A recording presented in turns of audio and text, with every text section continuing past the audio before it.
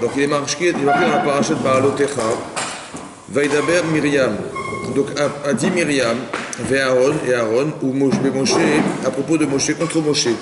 Donc Rachid Vaidaber Dibour en hébreu, le Dibour c'est la parole, mais il y a une parole dure et une parole souple. Les morts, quand on dit Omer, c'est souple, et quand on dit Vaidaber, en général, c'est des paroles qui sont difficiles. Vous voyez, comme les Aseret Adibrot, les 10 commandements sont des règles, sont des lois. Donc le Dibour, c'est un chose cachée, un langage dur. Donc, a priori, Myriam et Aaron ont dit quelque chose de dur, ouais, contre Moshe Rabbeinu, à l'odot Isha, à propos d'une femme, à propos de la femme Akushit, la femme noire, Asha Lakar qu'il avait épousée. Qui Isha Kushit Lakar, parce qu'il avait épousé une femme noire. C'était déjà là. Alors Rashi explique qui c'est cette femme en fait. Rashi explique que c'était Tzipora, la femme de Moshe Rabbeinu. On dit qu'elle est noire, Rashi dit pour plusieurs raisons. Ouais. En fait, il y a une marloquette de savoir est-ce que c'était Tzipora. Selon Rashi, c'est Tzipora. Selon d'autres, c'est une autre femme. Il avait une autre femme. En fait, il avait épousé une autre femme quand il était roi d'Éthiopie. Pendant 40 ans, il était roi d'Éthiopie. Il avait épousé une femme qui était noire. Donc d'après une opinion, c'était elle. D'après une autre opinion, Rachid expliquait que non, c'était pas une autre femme, c'était Tzipora. Et en fait, elle était de Midian, donc elle n'était pas noire. Mais Rachid explique que pourquoi on dit qu'elle est noire, parce que c'était aussi clair qu'une femme est noire et une femme, elle était belle aussi elle était belle. Autant c'était clair qu'elle était belle qu'elle était noire. Ouais. Autant pour ne pas mettre la Indara sur elle, on dit qu'elle était. Pour mettre un mauvais œil, on dit qu'elle était noire. On aurait pu croire qu'elle était belle d'apparence, mais pas belle de mitzvot, ou belle de mitzvot, mais pas belle d'apparence. On dit qu'elle avait les deux, elle était, comme elle était noire, c'était évident que c'était comme ça. Comme ça, Rachid expliquait. Ça va? Donc il s'agit de Myriam. Maintenant, Rachid explique là-bas quelle était la problématique. Alors, Rachid dit, il va t'établir Myriam vers Aaron.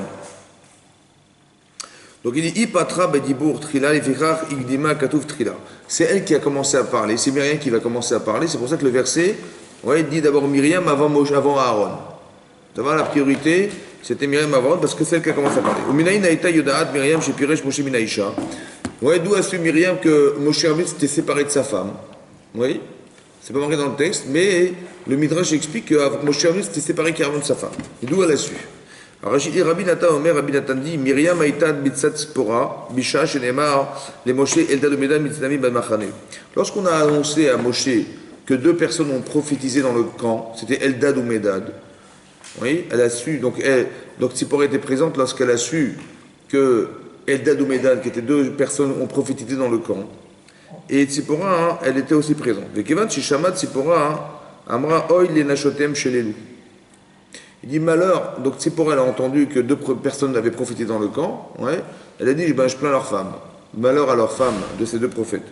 Ouais, chez Im et Niskakem les Névois, ouais, parce que s'ils ont été touchés par la Névoie, la prophétie, chez You pour Shin Mineshetem, Kedra Shipiresh Barim Imeni, ils vont devoir se séparer de leurs femmes comme mon mari s'est séparé de moi.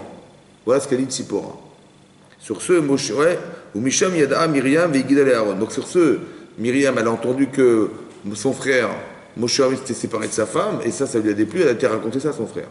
Ça va? Uma Myriam Loïd Kavna Legnuto.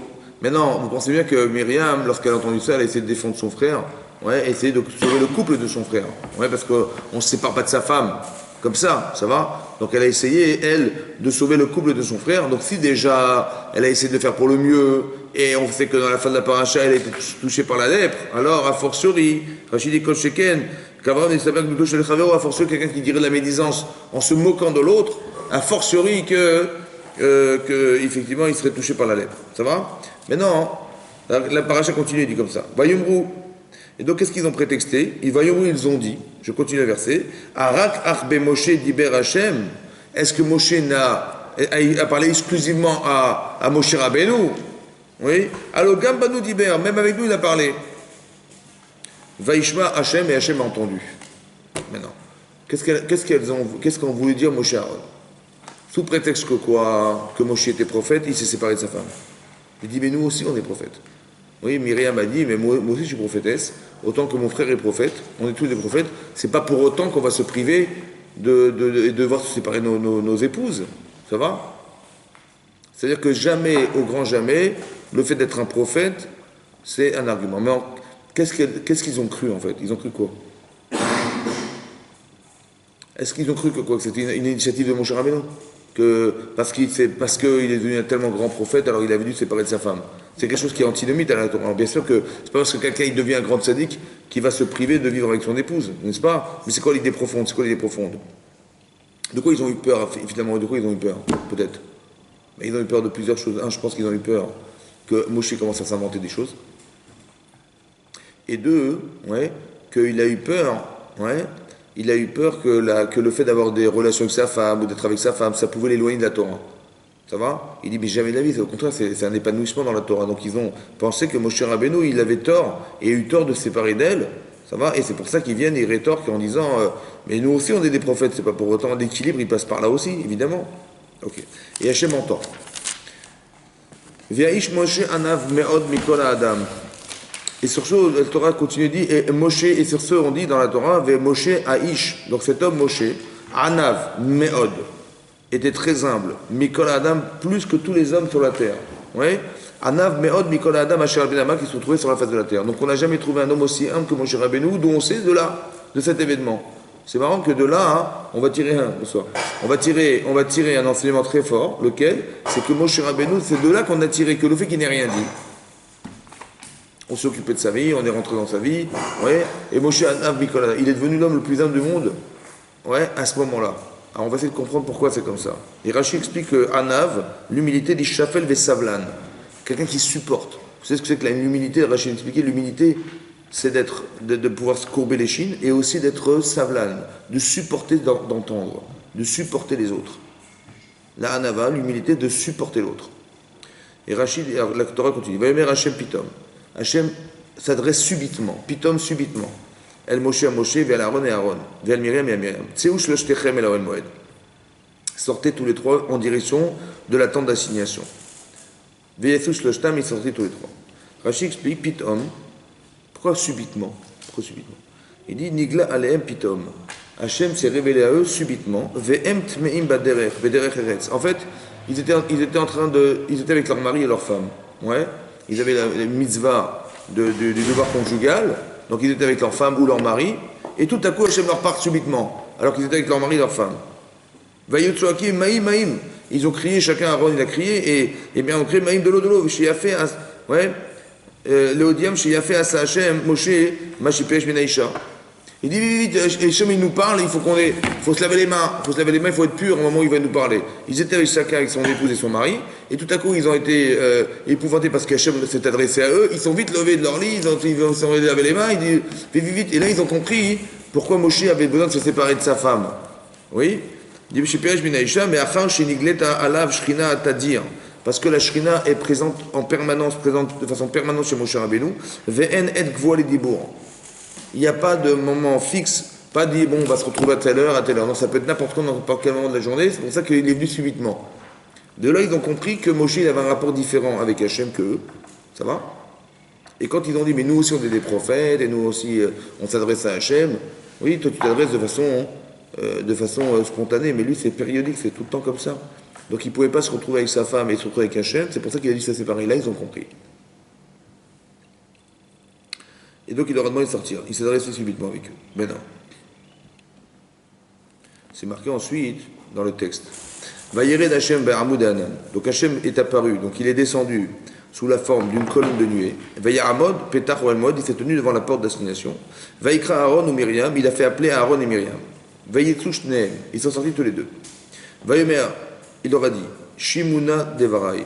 Shimuna. Regardez comment Hachem il s'adresse. Écoutez, je vous en prie. Ils sont en faute ou pas, Aaron et Myriam? Ils sont en faute ou pas? Ils sont en faute ou pas? Mais a priori, ils ont mal compris ce qui s'est passé. Ça va? Ils ont fait du lachonara, de la médisance. Donc Hachem, il aurait dû faire en colère. Il a dit Shimuna Devarai. Écoutez, je vous en prie. C'est-à-dire, il est très respectueux. D'accord? Hachem. On pourrait croire qu'il va s'énerver, on va croire qu'il va se mettre en colère. Non, Shimuna Devarai. Écoutez, je vous en prie mes paroles, dit Hachem.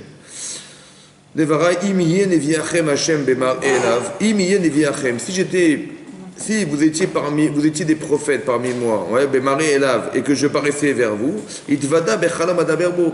J'apparaîtrai en chalom, dans un rêve. Quand je m'adresse à vous, en tant que prophète, je m'adresse à vous dans votre sommeil, dans votre rêve. Lokenav dit Moshe.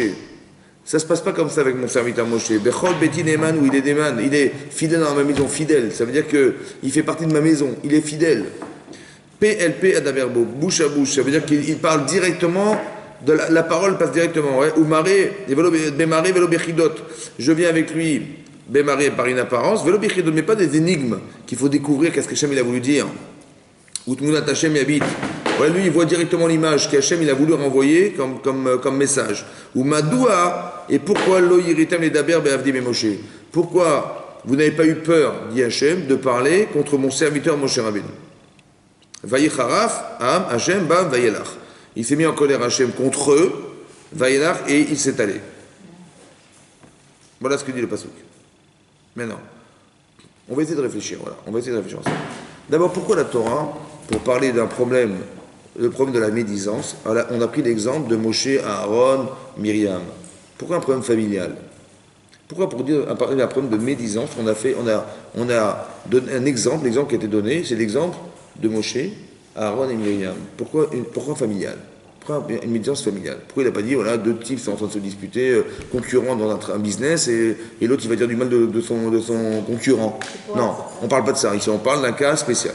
En plus, on parle de gens qui sont très élevés. On parle de Moshe Rabbeinu, quand même. On parle de Aaron Cohen. On parle de Myriam, prophétesse. Ça veut dire des gens qui ont atteint un niveau de doucha extraordinaire. Pourquoi dans des extrêmes?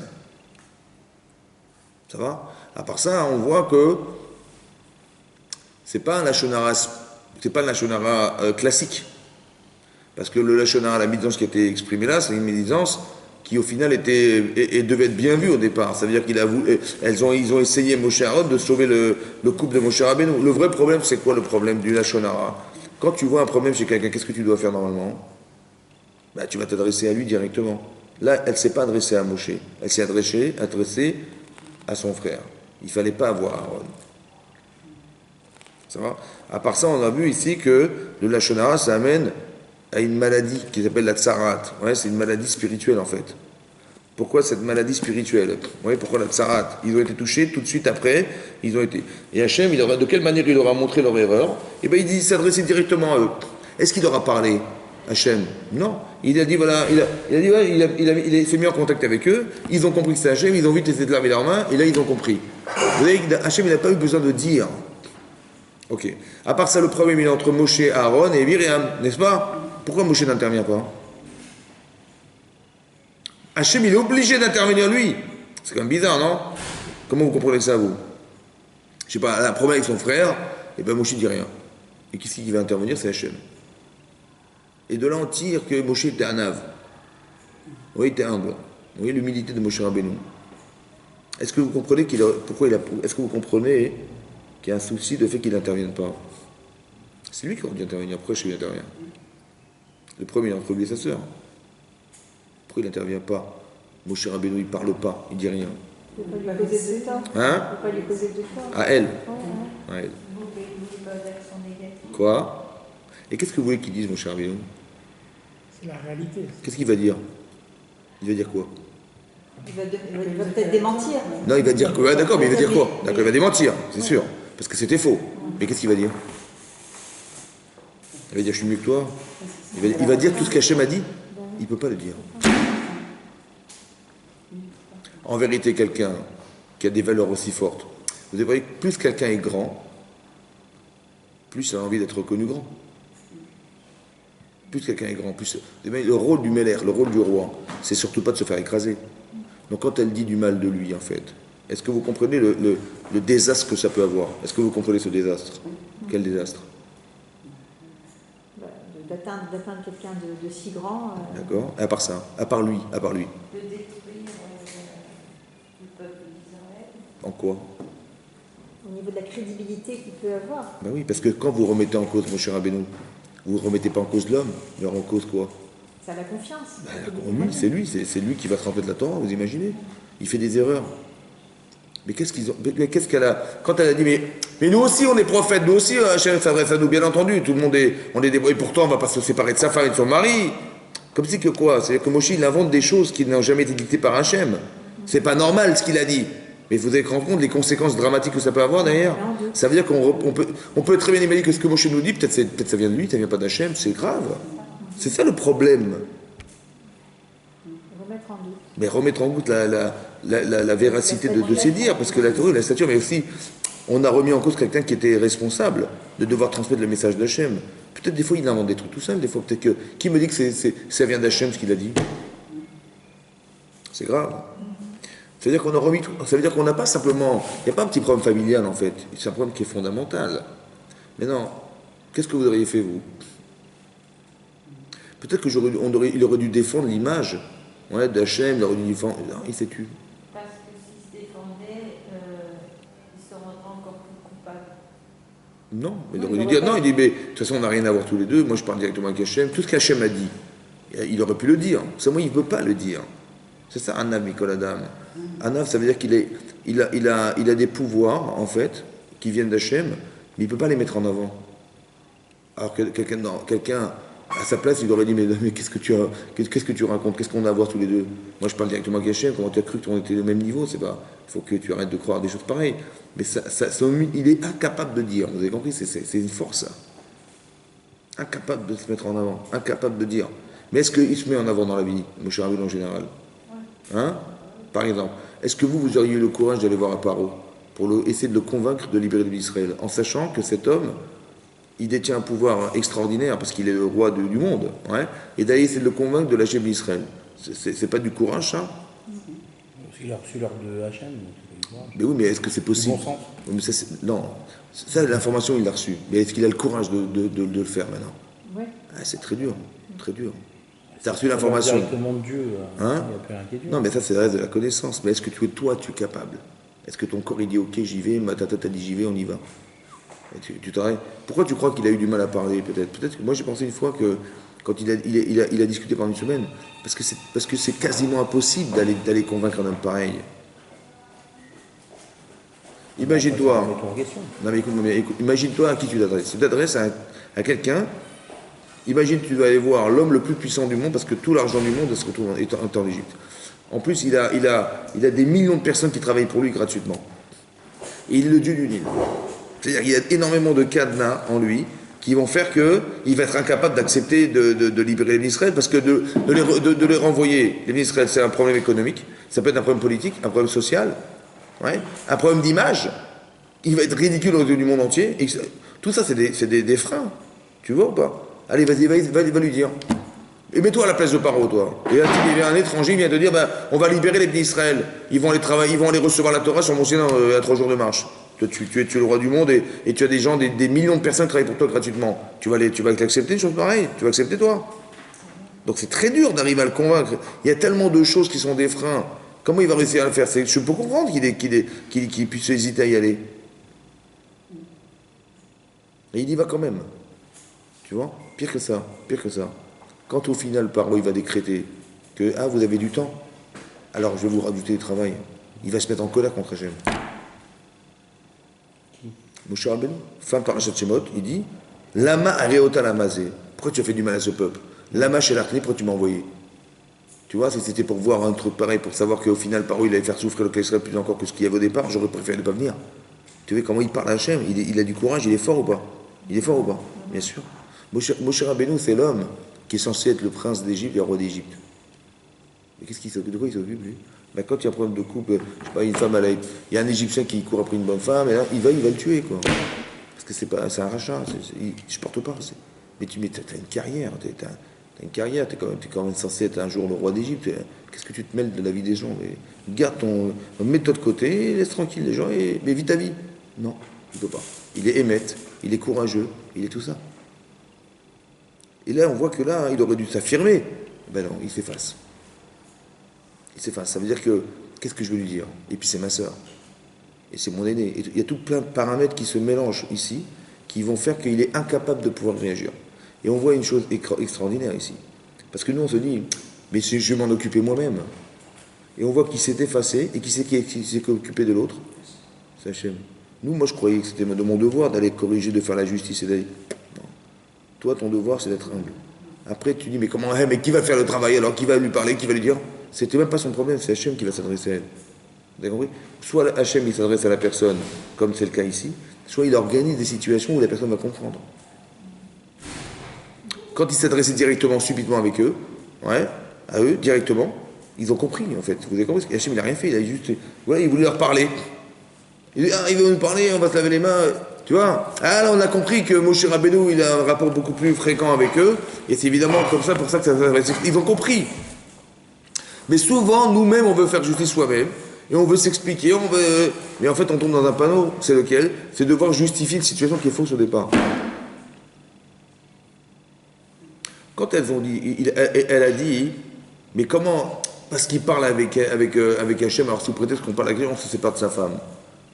Quelque part, ça l'a rabaissé, lui, dans l'image qu'on devait avoir de Moshe Rabbeinu. Oui? Bien sûr. Bien sûr. Ce qui se passe, qui est incroyable, qu'est-ce qui se passe?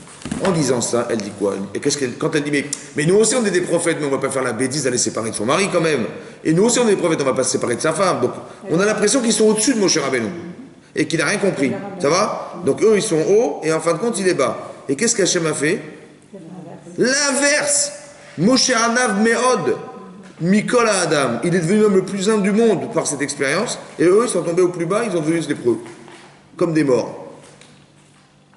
À la même seconde où elle pense qu'elle est au-dessus de tout, elle fait de celui qui est rien pour elle, il devient énorme, et elle qui dit de la Shonara, elle devient zéro. Vous avez compris comment ça marche? Que la Shonara, en fait, quand je dis du mal des gens, en fait, je deviens la personne. Je crois que je suis au-dessus de la personne, donc je me permets de dire. Ouais, je suis l'éducateur, Et en fait, quand c'est l'inversement pour ça qui s'explique qu'en fait, la personne, elle devient plus bas que l'autre. Et l'autre, il est grandi par le désir de rendre faible la personne. Comme quoi, vous avez vu, il y a une justice. C'est ça que je veux dire. Nous, on croit qu'on doit être vexé, on doit se dire, mais comment il a osé parler de moi comme ça, et on se vexe. En fait, entre frères et sœurs, c'est compliqué. Mais on apprend aussi autre chose. Qu'en fait, quand on est frères et sœurs, on ne se rend pas compte de la grandeur de l'autre parce qu'il y a une proximité. On n'arrive pas à voir, comme les autres, la grandeur de l'autre parce que c'est mon frère, c'est ma sœur. C'est aussi important de se rendre compte, parce qu'il y a une proximité. Plus on est proche, et moins on se rend compte de la personne qu'on a en face de soi. Ouais. Même dans les couples, c'est pareil. Avec nos enfants, c'est pareil. On ne se rend pas compte de la grandeur de l'autre, parce que quelque part, c'est mon mari, c'est ma femme. Mais en fait, quand on voit avec du recul, on se rend compte qu'effectivement, il y a une hauteur qu'on n'avait jamais remarquée, qui est relatée par les autres. C'est important, ça aussi. De voir que la proximité efface la capacité de voir. C'est assez marqué ici. Ça va? Ok. Qu'est-ce qu'a dit Hachem? Hachem, il a dit, comment vous avez dit? Pourquoi vous n'avez pas eu peur de dire? Madoua lo yiritem edaber. C'est marrant que c'est un problème de crainte de dire. Que la solution selon Hachem, c'est qu'ils auraient dû avoir peur de dire. Lama, Madoua, pourquoi? Lo yiritem edaber. Pourquoi vous n'avez pas eu peur? Comme c'est que la solution, c'est d'avoir eu peur. On aurait dû avoir peur de dire. De quoi? Je me dis, en fin de compte, vous n'avez rien à voir. Moi, je m'adresse à vous d'abord dans le sommeil, et lui, je parle directement avec lui. En plein jour, il parle avec Hachem. À part ça, lui, il voit directement la chose claire, et vous, c'est que des énigmes et des choses qu'il faut découvrir et décrypter pour comprendre le message d'Hachem. Aucun rapport, la vision n'est pas la même. À part ça, il a dit, Madoua le yiritem edaber be'avdi be'moshe. Be'avdi, ça vient à propos de mon serviteur et à propos de Moshe Rabbeinu. Rashi relève, il dit, mais pourquoi il n'a pas dit de mon serviteur Moshe? Il a dit de mon serviteur et à la fois de Moshe Rabbeinu. Mais le serviteur c'est Moshe, Moshe le serviteur. Et il a dit comme ça. Regardez, je vais vous dire Rashi. Il dit, Edo Omer Be'avdi Moshe. Il n'y a pas marqué dans la Torah, il a dit mon serviteur Moshe Rabbeinu. Et là, Be'avdi Be'moshe. Be'avdi Afabi Shel Moshe. Mon serviteur, même si ce n'était pas Moshe Rabbeinu. Et Moshe Afabi Shel Avdi. Et ou alors Moshe Rabbeinu, même s'il n'avait jamais été mon serviteur. Il y a l'homme et il y a Hachem. Il y a l'homme et le service de Moshe Rabbeinu. Il dit que là, vous aurez dû avoir peur de ça. Il dit, Avdi et Moshe, a fortiori, s'il avait été Moshe tout seul, sans être mon serviteur, ça ne se faisait pas de parler de lui. Et même s'il était mon serviteur sans avoir été Moshe Rabbeinu, ça ne se faisait pas de parler de mon serviteur. Mais là, le problème, c'est qu'il est les deux. Comment ça se fait que vous n'avez pas eu peur de dire? Comment ça se fait que vous n'avez pas vu ça? Il dit comme ça. Bin Tomar et Nomakir, ouais. Il dit comme ça. Est-ce que vous avez compris que Moshe n'est pas Aaron et n'est pas Myriam? Donc, il fallait voir la hauteur qu'avait Moshe Rabbeinu, la grandeur d'âme qu'il avait, et vous n'auriez pas pu parler de lui. Donc, comment ça se fait que vous avez pu dire du mal de lui? Ça fait un. Deuxièmement, il est mon serviteur. Il est mon serviteur. Mais est-ce que malgré tout, il a continué à être mon serviteur, malgré cette erreur? A priori, il n'aurait jamais dû se séparer de sa femme. Donc Moshe, il est en tort ou pas? Il est en tort, ok ou pas? Mais comment ça se fait que tu n'as pas vu qu'il est en tort et qu'il commet tort, et quand même il reste mon serviteur? C'est bizarre, non? Selon toi, s'il était en tort, il avait eu tort de se séparer de sa femme, il n'aurait jamais dû être le serviteur d'Hachem. Mais il a continué à l'être. Ça t'a pas surprise? Hein? Donc ça veut dire quoi?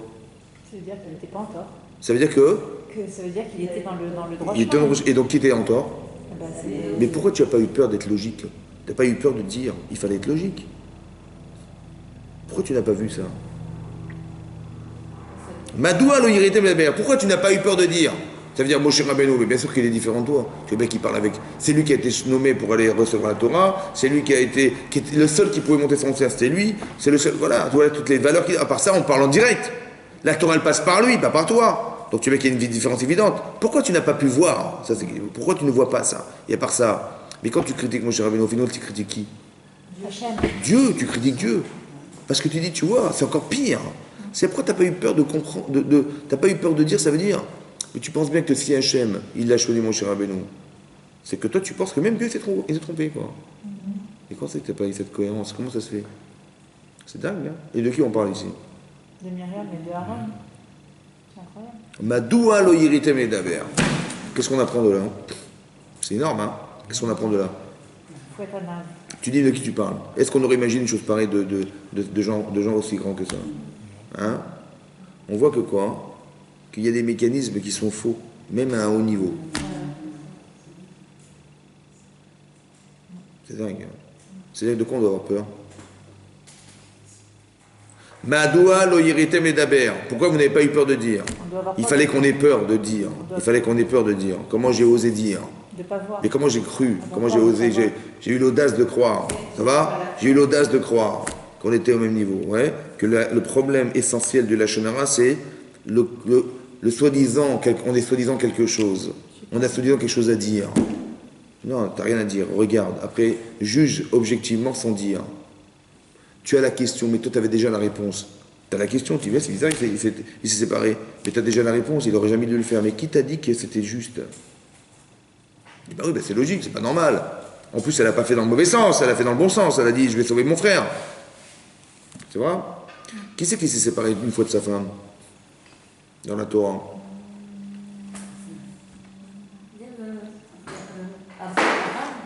Amram, séparé de sa femme. Pourquoi? Amram, qui était le père de Moshe Rabbeinu. Pourquoi il s'est séparé de... Amram, qui était le père de Moshe Rabbeinu, il s'est séparé de sa femme ou pas? À quelle occasion? C'est l'occasion de la mort des premiers-nés. Hein? Voilà. Parce que quand les astrologues ont su que le sauveur d'Israël allait naître, ça va? Mais qu'il allait frapper par l'autre.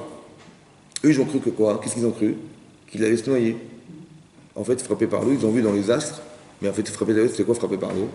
Bah, que Moshe, normalement, à Parashat Roukat, quand on lui a dit dans le désert, donc c'est 80 années plus tard, on lui a dit, voilà, Israël, il meurt de soif, il a dit, bah, Hachem, il a dit, bah, écoute, tu vas parler au rocher, il va sortir de l'eau.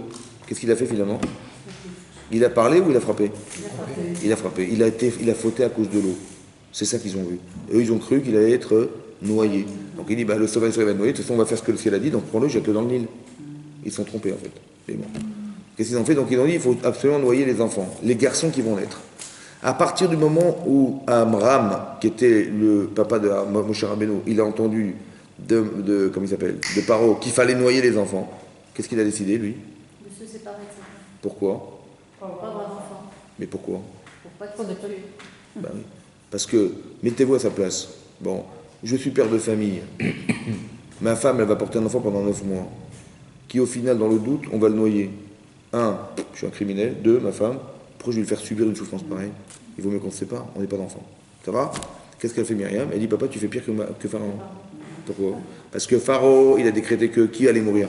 Les premiers. Les enfants, les garçons. Et les filles? C'est les survivants. Voilà. Et même si les garçons vont mourir, où est-ce qu'ils vont après la mort? Ils vont aller au Gan Eden. Mais toi, en te privant d'en avoir, tu les prives aussi du Gan Eden. Donc non seulement les filles qui doivent vivre, tu les fais pas vivre. Et les garçons qui doivent aller au Gan Eden, tu les prives du Gan Eden. Tu fais pire que Paro. Qu'est-ce qu'il a fait, Amram? Il a réépousé sa femme. Et ils ont eu Moshe Rabbeinu. Donc grâce à qui il est né, Moshe Rabbeinu? Chazak ou Baruch. Vous avez vu le Yitzhara ou pas? Le Yitzhara de quoi? Ben de savoir que quand elle voit Moshe Rabbeinu qui se balade dans la rue là, elle dit ben c'est grâce à moi. Ah, la supériorité, d'où sa supériorité. Elle est l'aînée de son frère. Mais à part ça, c'est grâce à qui qu'il est là? Hein? Grâce à qui qu'il est là? C'est grâce à elle. Oui, elle, c'est l'intermédiaire. Mais si elle n'avait pas dit ça, son père il n'aurait jamais répondu sa femme. Et Moshe traîné. C'est grâce à qui qu'on a la Torah? Grâce à moi. Et grâce à qui Donc quand elle le voit, c'est que c'est elle. Le problème c'est quoi? Elle ne le dit pas, mais c'est moi qui vous le dis. Et écoutez bien. Pour qu'on comprenne pourquoi elle n'a pas eu peur de dire.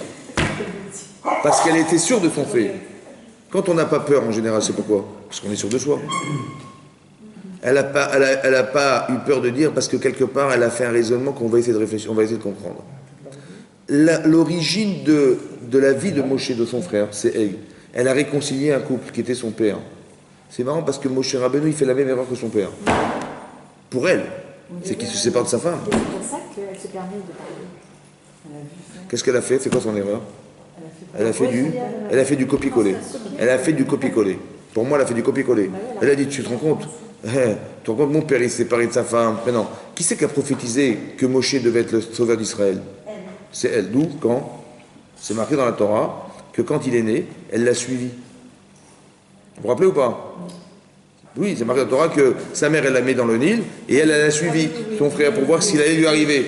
Pourquoi? Parce qu'elle avait dit à son père, papa, je sais que le cheval va naître dans notre famille. Elle a prophétisé.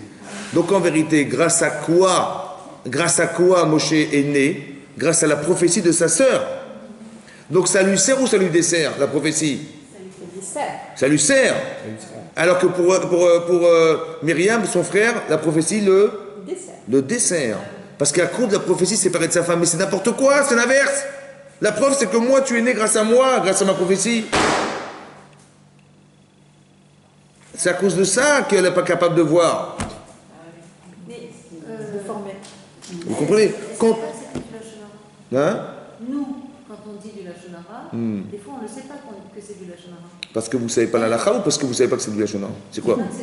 Et pourquoi? Parce que vous ne savez pas la lacha? Vous ne savez pas comment il faut dire Lachon Hara ou parce que vous croyez que ce genre de parole est permise? On pense que c'est permis, mais quand on ne dit rien de mal, on pense que c'est permis. J'ai compris. Peut-être qu'elle n'a pas... Mais bien sûr que vous avez raison à 100%. Bien sûr. Est-ce qu'elle a considéré que c'était de la médisance? Pas du tout, ça ne m'aurait jamais dit. Elle a pensé aider son frère. En lui disant, mais tu fais la même erreur que ton père, c'est dommage. Mais en vérité, vous avez compris, deux fois on fait des cheminements intellectuels qui sont en vérité plus que ça, je vais vous dire plus que ça. Est-ce qu'elle a été fière de ce qu'elle a fait? Non. Est-ce qu'elle a été fière d'avoir dit à son père, papa, tu t'es trompé, et en fin de compte, il a répondu, elle a été fière ou pas? Énormément fière. Non seulement elle a réconcilié son couple, son père, tu te rends compte? Tu as sauvé le couple de ton père, et à part ça, Moshe est né. Double satisfaction, énorme.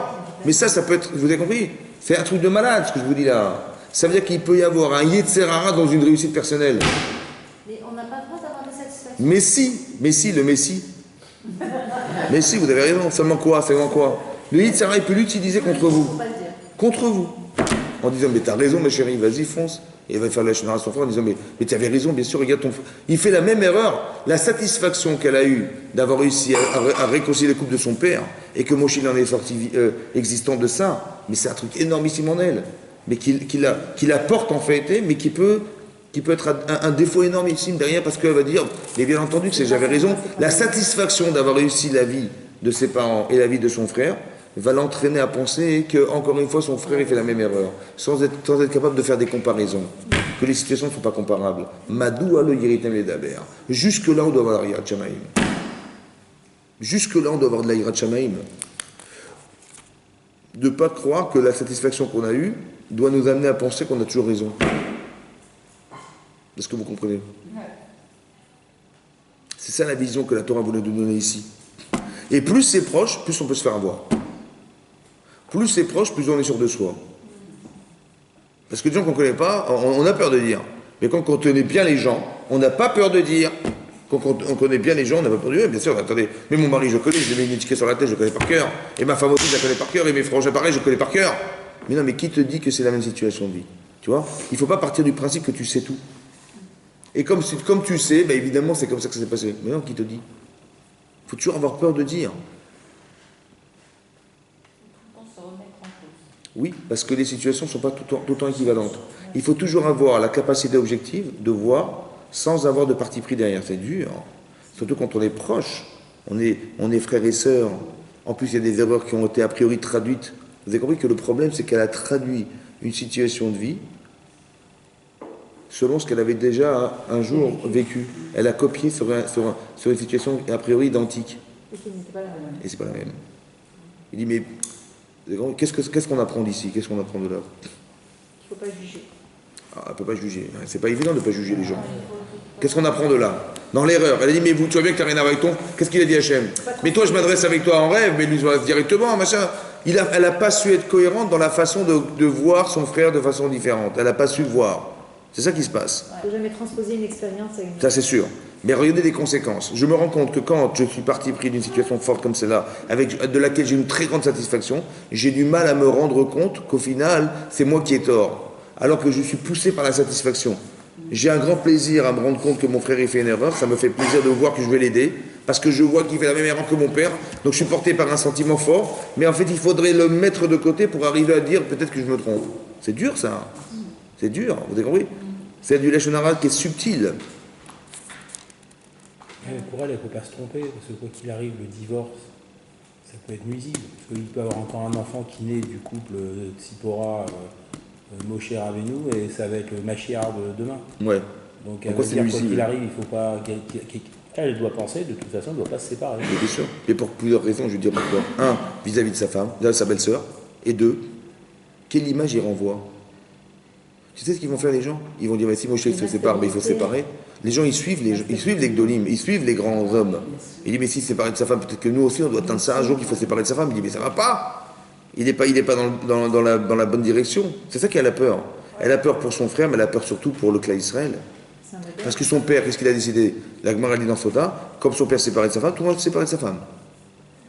Eh bien, elle a très peur que ça fasse des malheurs dans le pays Israël, c'est ce genre de choses que les femmes vont se plaindre, autant que Tzipora s'est plainte de se voir être séparée de son mari. Elle s'est plainte? Ben oui, c'est ce qu'on a dit au début du cours. Elle a dit, mais quand les deux personnes ont de prophétiser dans le camp, elle dit, bah tiens, je plains leur femme, maintenant elles vont devoir vivre sans leur mari, quoi. Parce que mon mari s'est séparé de moi. Quand est-ce qu'ils se sont séparés de leur femme, les Israël? Vous vous rappelez quoi? Il y a ce qu'on appelle Shloshat Yemei Hagbala. Avant de recevoir la Torah, 3 jours avant, qu'est-ce qu'il a dit Hachem? Séparez-vous de vos femmes. Ça va? A priori, donc tout le monde s'est séparé de sa femme, et au bout de 3 jours, ils ont retrouvé leur femme. Et Moshe? Non. C'est à ce moment-là qu'il s'est séparé d'elle. D'où on sait? Parce que c'est marqué dans la paracha, dans Vaïtranan. C'est là-bas qui est marqué. Voilà. Dans Vaïtranan, c'est marqué, regardez si vous voulez voir la page. Dans Sefer Dvarim, voilà, dans Sefer Dvarim. Là-bas, c'est marqué, comme ça. Voilà. C'est dans Perek et, pas Perroquet, mais Perek et, Pasouk. Mais quelle page? Alors, je veux dire le Pasouk, la page. Voilà. Regardez la page 1028. Pasouk. Voilà. Pasouk 28. Kafret. Vous avez trouvé? C'est marqué Ve'ata po omed imadi. Et toi, dit Hachem, à Moshe, tu te tiendras avec moi. Ve'ada bera elecha, je parlerai vers toi. Ça va? Mais juste avant, Pasouk 27. L'ech emor lahem. L'ech va emor lahem et dis-leur. Shuvul lachem leolechem. Retournez vers vos tentes. Donc on est après Matan Torah, le don de la Torah, par Vaïtranan, ouais. Et Hachem dit à Moshe, va leur dire au Bnei Israël, l'echou allez, retournez dans vos tentes, retournez dans vos familles. Mais toi, ve'ata po omed, il m'a dit, mais toi tiens-toi avec moi.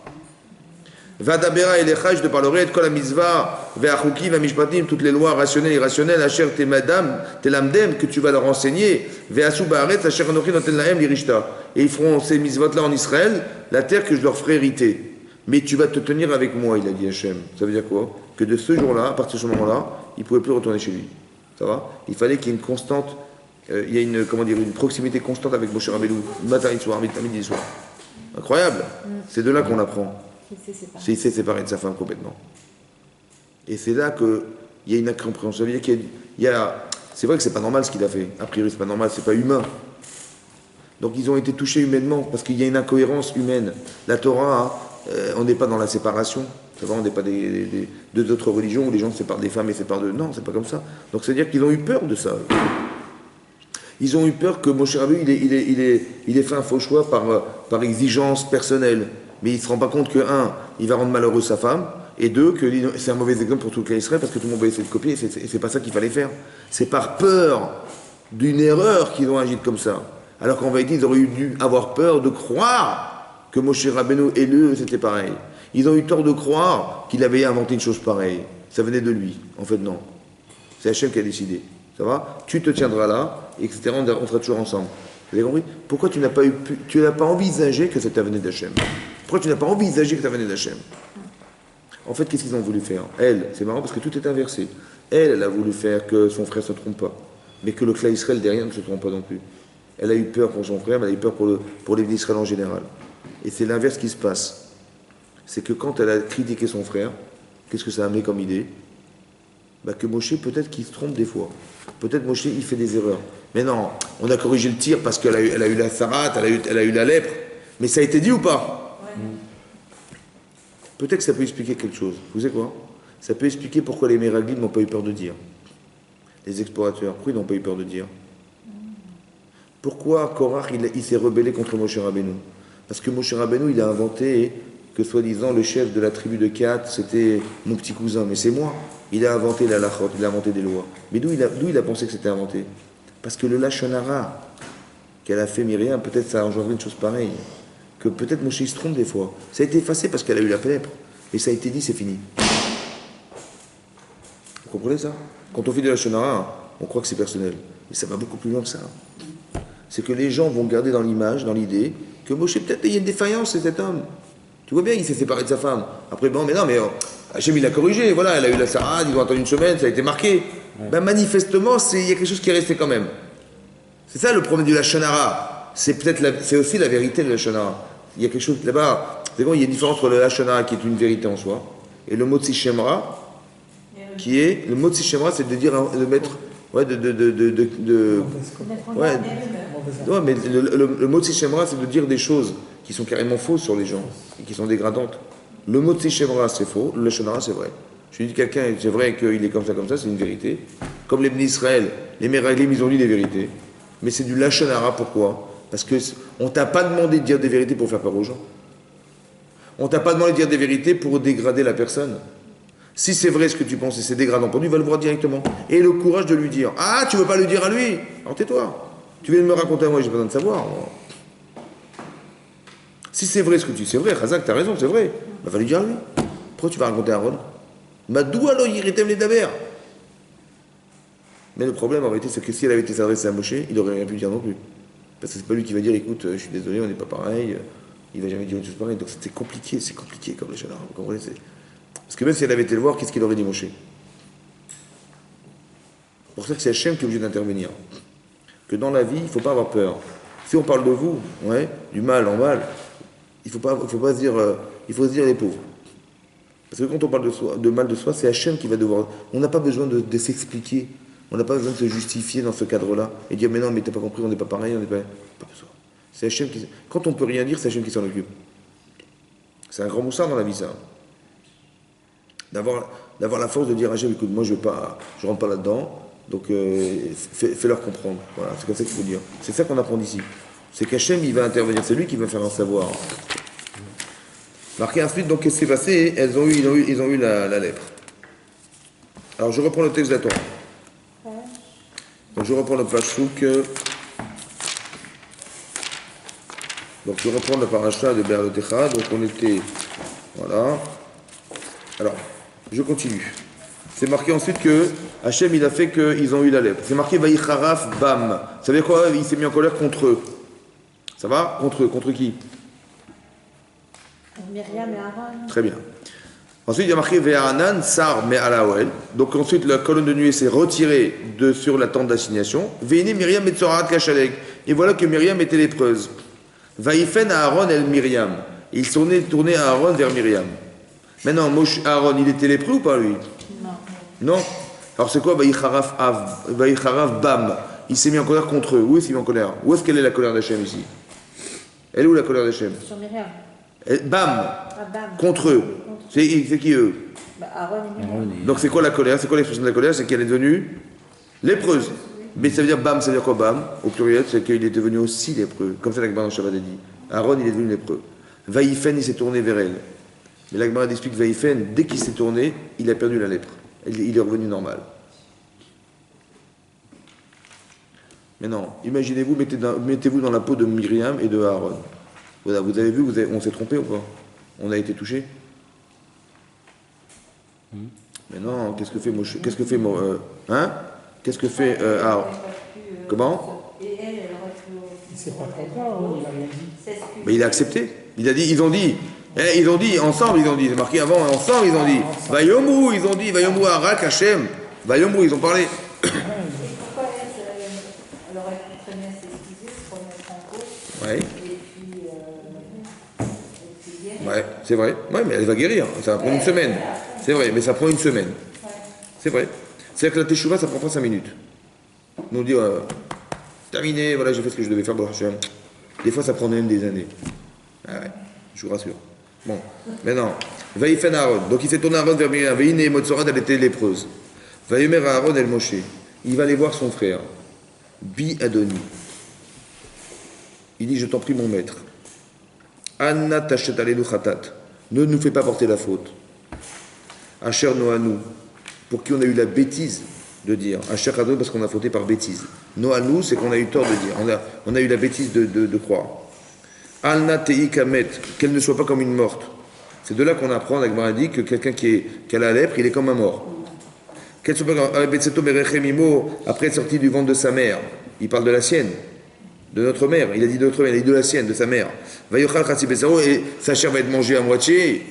En fait, on est issus de la même mère. Oui, non, et tu vas laisser ta sœur comme ça, à moitié dévorée par la lèpre. Qu'est-ce qu'il a essayé de faire, comment il s'appelle, Aaron? De sauver. Il a essayé de quoi faire? C'est quoi ce discours? On sort de la même mère. Ouais, tu vas pas la laisser mourir, elle va être comme une morte. Elle va être dévorée par la lèpre. Tu vas laisser la pitié. On est issus de la même famille, on est pareil. D'accord? Mais non, quelque part ça veut dire quoi pour moi? Ça veut dire quoi pour vous ça? Elle a fauté ou pas? Oui. Donc c'était Hachem, il a jugé qu'elle devait avoir la tsarat. Oui. Pourquoi elle devait avoir la lèpre? C'est quoi la lèpre? C'est quoi la lèpre?